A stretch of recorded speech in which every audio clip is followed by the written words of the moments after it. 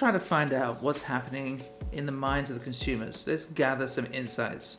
One of the experts that I've been speaking to recently is Megan Higgins. Megan is the Vice President and General Manager of e-commerce and marketplaces at Avalara, the tax compliance platform. And she's been tracking what's been happening in the e-commerce space. Hey Megan, nice to have you on Retail Innovation Week. Hi, Piers. Thanks so much. It's wonderful to be here. It's great to have you. So, things have been changing. Let's talk about some of the big shifts that you've been seeing in terms of a consumer perspective. Yeah, well, quite a bit of change. I think 2020 was our pivotal year here for e-commerce, which all of us in this space are so grateful. I would say, in an odd way, to be able to have experienced the adoption, the real adoption of digital e-commerce from consumers. It was always happening at a pace of, multiple percentage points every year. But really, this was the inflection year where consumers' habits have, inevitably changed and likely will be a permanent change now. So the adoption of digital delivery, of the digital way with which we want to, either receive goods, whether it's grocery or restaurant or online shopping, all of that now is a part of our life. And we've all gotten comfortable with it to this point where it's going to continue to be more and more dominant in the way that we shop and the way that we do commerce. Do you think every aspect of this shift is going to remain? What sort of permanent behavior changes are we going to expect? And is anything going to go back to normal? Sure. I mean, it's always hard to tell to some degree as to what's going to revert back. But, as humans, we are conditioned, right? And now it's been long enough that we have been in this pandemic environment where we were forced to be able to adopt digital commerce. And if it was a few weeks, perhaps we would have reverted back to old habits. But it's been, we're crossing into a threshold of almost a year. And so at this point, consumers have gotten comfortable with that. They've adopted the digital technology. The experience is getting better. The shift of how the retailers are servicing us as consumers is evolving, and it will continue to evolve. And so there is just a permanent shift now that will not go back. It will, time will certainly tell as to, a certain segment of the population or certain categories might, revert back to old habits. But at this point, why? If it's servicing us well and we're getting what we need in the time frame that we wanted, the experience that we wanted, why would you want to go back? Is there anything that happened over the holiday season that surprised you? It's interesting. So there was obviously a lot of expectation setting for the holiday season. Almost a tale of two stories, I would say. So two concerns, really. The first was, from a technology standpoint, can retailers and platforms handle that much of a transaction load and demand? And will they be able to hold up and be responsive and have uptime, et cetera? And so I think from a technology standpoint, the holiday season was amazing. So, there are tremendous amount of statistics of unprecedented record volumes that have been transacted through checkouts and retailers and platforms. And so that was a real win for the industry. On the other side was a lot of concern and rightfully so around the delivery aspect. So can we take the order from the technology standpoint? That was issue number one. Check, that worked out well. The second is, can they actually deliver it to the consumer and get it there in time? And so that was being coined in the industry as Shipageddon. And so it really, there were some bright spots and there was definitely some trouble spots. And for the bright spots, Amazon continues to just come out on top. They really, almost serendipitously have invested in their own logistics network such that it was seamless, really. If you're an Amazon customer, and I buy quite a bit on Amazon personally, there was very little disruption or delay in terms of receiving goods that you would buy online. And you could buy all the way through until, close to the holiday season. Yes. Whereby, if you were dependent on other private carriers or even postal networks, it was a little bit of a different story.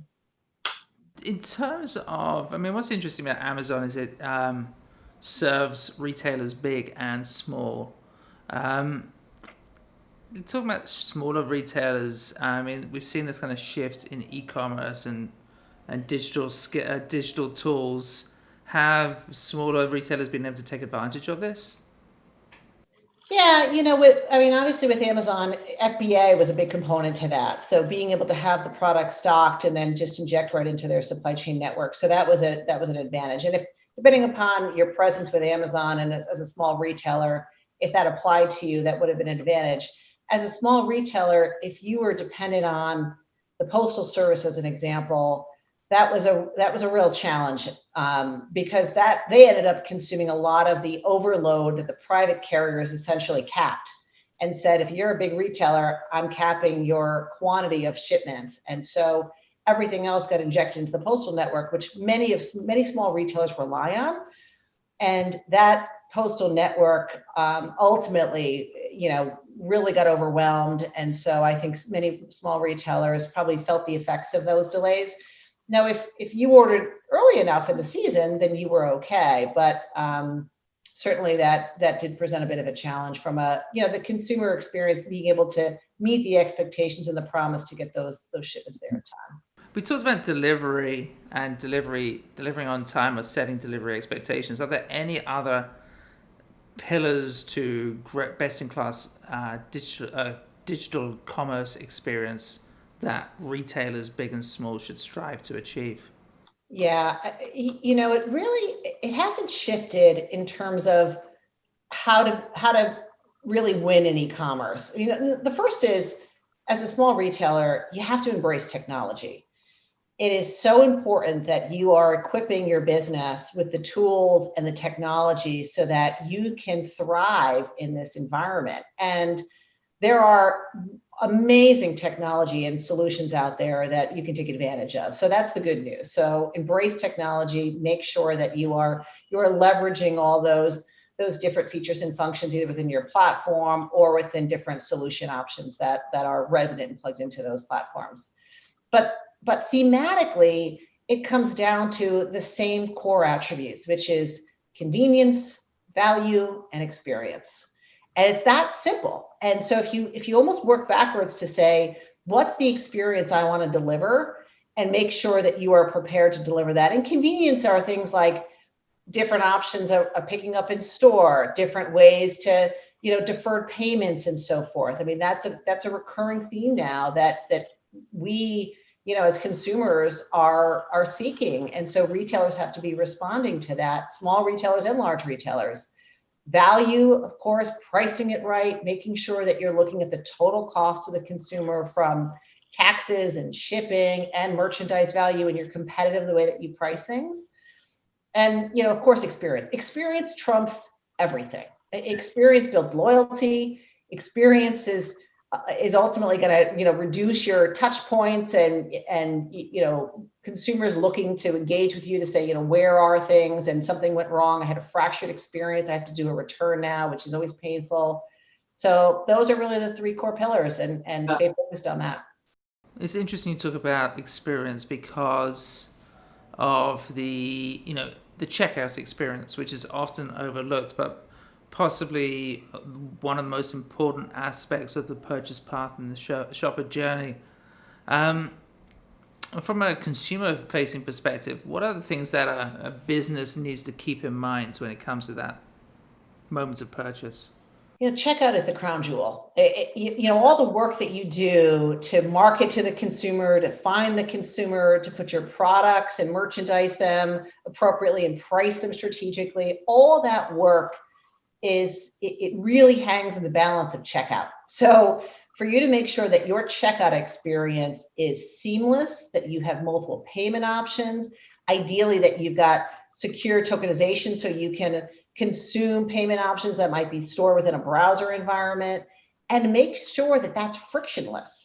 So if you think about, if you're sitting on your mobile device, you do not want to be keying in your address every time. It's got to be able to pull in those, any resident information, any payment information, and as few steps as possible. and calculate the exact amount. So make sure tax is right, make sure your shipping is correct.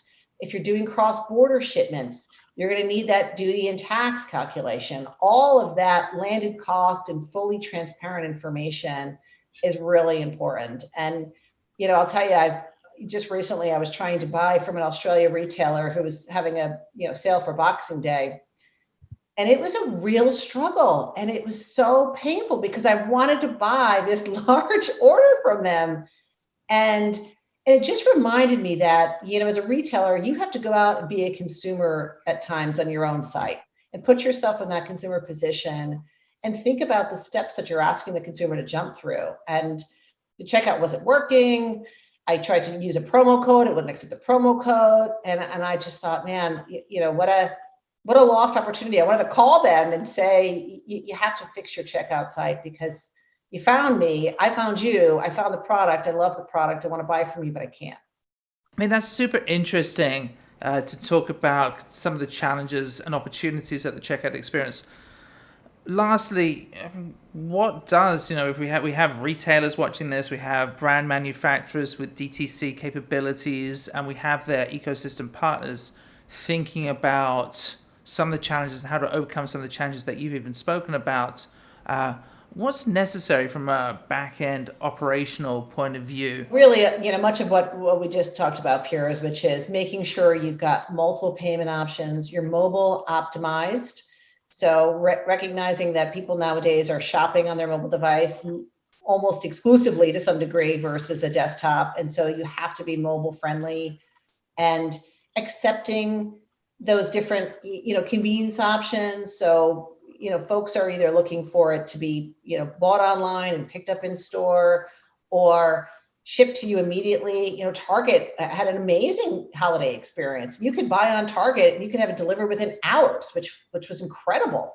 And so all of that back end optionality has to be coded and that logic has to be available at the checkout. And, and of course, from a tax perspective, since that's the world at Avalara that we live in, there's complexity as you think about moving product closer to the consumer and you think about all these different convenience options, it does have tax implications. And so it's just yet another element that as a small business retailer that you have to consider. And so that's why technology is important to embrace. Yeah, getting it right so you can cover all those bases from transaction to tax. Yeah. Megan Higgins, Vice President and General Manager of E-commerce and Marketplaces, Avalara. It's been a pleasure. Really enjoyed this conversation. Thanks for being with us today. Likewise, Piers. I did as well. Take care.